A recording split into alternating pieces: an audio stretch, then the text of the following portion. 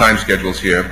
God bless all of you, and I want you to give a great welcome to my friend, and I think one of our bright stars in politics, Congressman Thaddeus McCotter.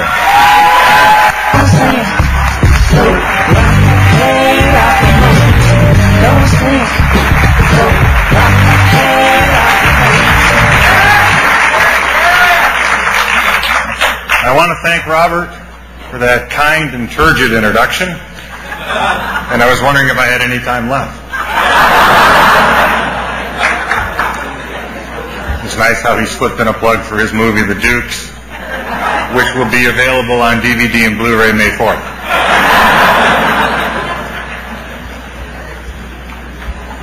It's an honor to be here with you for what has been called my inaugural. It was a great moment today when I woke up. I turned on Fox News, and I heard that the conference would be kicked off by luminaries like Mitt Romney, John Boehner, and others.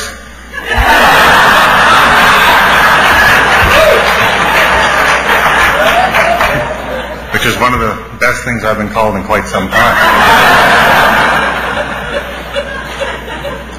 It's important that we gather today.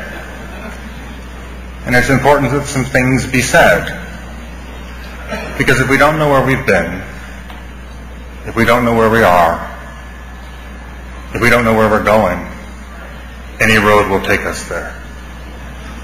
So I'd like to touch upon the last Republican majority, the current conservative coalition and the Republican Party status, and where we as a country most importantly must go. To be succinct, the Republican majority lost its vision of the long-term challenges facing the country. Yes, in fairness, we were correct on the war for freedom against terrorism. But in the end, too many bought into the ideology that history was at an end and that the United States would face no great strategic challenges. Secondly, they bought into the ideology of creative destruction, whereby an economy could lose jobs by the score, and yet somehow magically those jobs would be replaced. And because of those two ideologies, you saw an inertia set in, and you saw a majority which once thought it was permanent try to spend its way back into office, and sadly became an ephemeral majority. For that, we owe you an apology.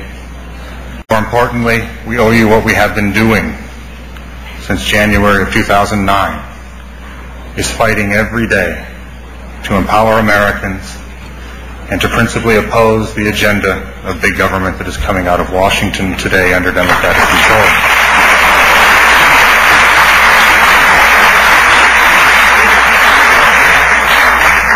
We understand there is no such thing as redemption upon demand.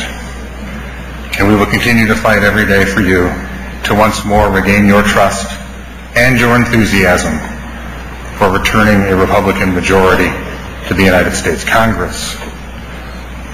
And with that, I seek, in my own way, to close with the GO past.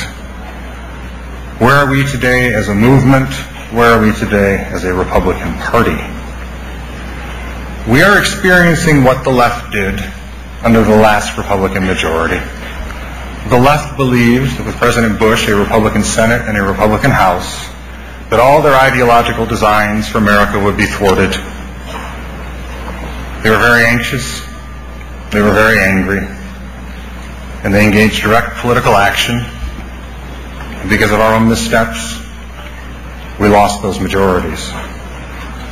Today, for the first time in quite some time, we as conservatives, we as conservative Republicans, feel an anxiety for our future. Because until the election of Senator Brown, the Democrats had absolute control of Washington. Now the question is, what is the state of the movement even post the election of Senator Brown? I would argue it is strong, it is healthy. I would argue that we remain philosophical, not ideological, because as those who've read Russell Kirk understand the creation of ideology, we fit our mind to the world, not the world to our mind.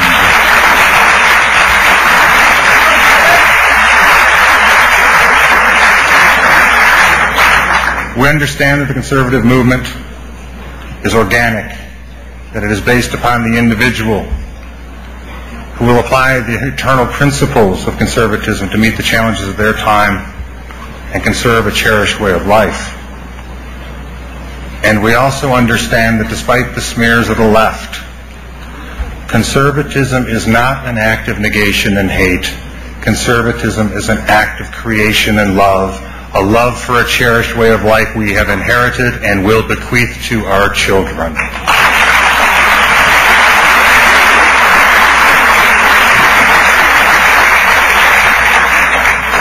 And on the note of creation, there has been some word that I've heard that the Republican Party and the conservative movement constitutes the party of no. I think a look at the facts should disabuse people of that notion. After all, when the American people asked for constitutional limited government, the Democrats said no. When the American people asked for fiscal integrity and discipline in government spending, the Democrats said no. When the American people asked for smaller deficits and a reduction of the debt, the Democrats said no.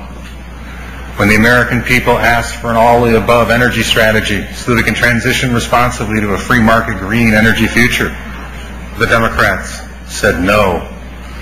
When the American people asked to keep the consensus against using your tax dollars for abortions at home and abroad, the Democrats said no.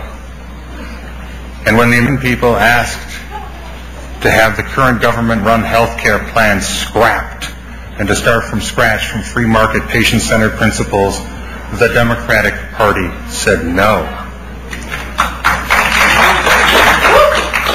Perhaps this is why the people of America said yes to Governor Christie, yes to Governor McDonnell, and yes to Senator Brown.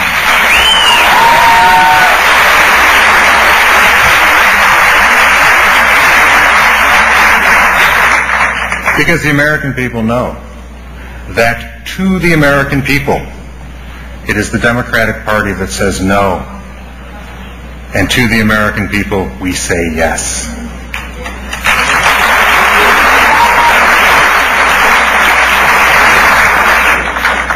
Because we have always understood that America's ultimate strength and salvation remains her free people.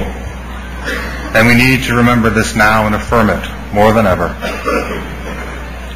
Because we stand at a crucible of liberty where we must define freedom for generations to come. As a conservative, as a Republican, we look to history for a guide in difficult times. And we do live in difficult times. We need look no further than the greatest generation to see many parallels between their challenges and our own. When you think of the greatest generation, they face four great challenges. The upheavals of industrialization, a world war against an evil enemy. They face the rise of the Soviet Union as a strategic threat and rival model of governance. And they face the moral question of whether the Constitution of the United States applied to all citizens equally, regardless of race. Today, our global generation of Americans faces four great challenges. The upheavals of globalization, a world war against evil enemies, the rise of the communist Chinese superstate as a strategic threat and rival model of governance, and the question of whether moral relativism will erode the culture of a nation built upon self-evident truths. In general, the greatest generation faced their crises consecutively. Our global generation of Americans faces our crises simultaneously.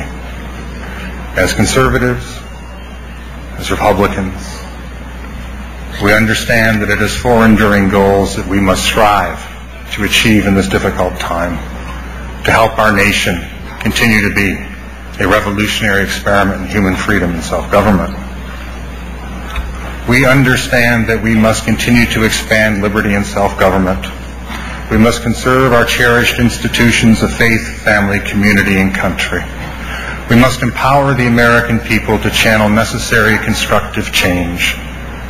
And we must defend America from her enemies. In pursuing these goals, we abide five purposes.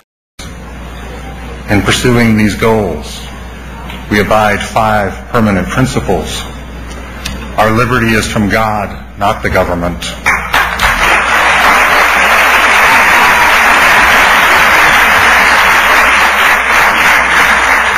Our sovereignty is in our souls, not the soil or a scepter.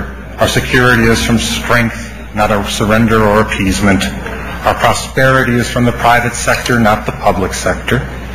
And our truths are self-evident, not relative.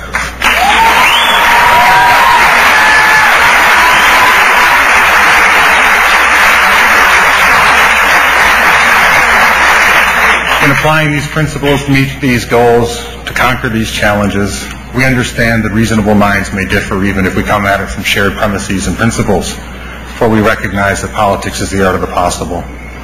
I have no doubt that together, whether it be through the entrepreneurial idealism we see from the Tea Party, or the traditionist means of virtuous citizenship which allow you to peaceably assemble and petition your government for the redress of grievances, that Americans will come together, and that over time, we will not only recognize, but we will surmount the challenges in front of us. And history will look back when we are finished, and they will thankfully say that they met their duty. They turned the greatest nation on earth over to the hands of their progeny, and they will tip their cap to us, for we will heed freedom's summons as expressed by Rupert Brooke. Now God be thanked, who has matched us with his hour, and caught our youth, and wakened us from sleeping. Wide awake, we Americans, we champions of freedom, will move every mountain, we will meet every challenge, and we will strive towards the light of the blossoming dawn that is our newest birth of freedom, because we know our future is bright, because the future is you. Thank you for having me.